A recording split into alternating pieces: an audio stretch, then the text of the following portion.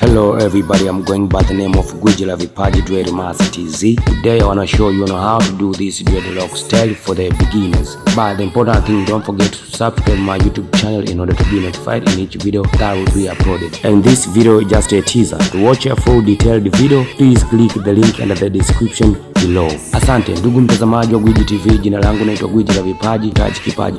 Siku ya leo nataka nikuonyeshe jinsi gani ya kubana style hii ya dread ambayo unaiona. Lakini ndugu mtazamaji, na kuomba kama bado hujasubscribe channel hii, tafadhali na kuomba bonyeza maandishi mekundu yaliyoandikwa subscribe upande wa kulia chini ya video hii. Utaona kikengele, utabonyeza pia.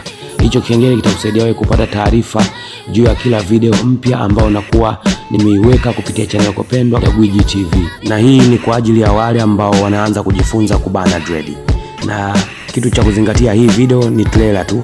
Tazama video nzima ya mafunzo jinsi ya kubana style hii. Tafadhali na kuomba bonyeza link nilokuwekea kwenye maelezo chini ya video hii. Tukutane wakati mwingine. Asante.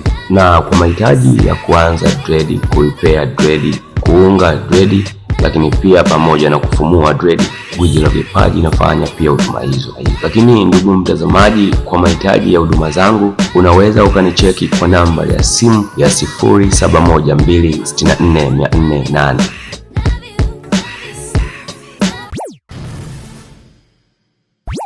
Usisahau kusubscribe, kulike, kushare na kucomment.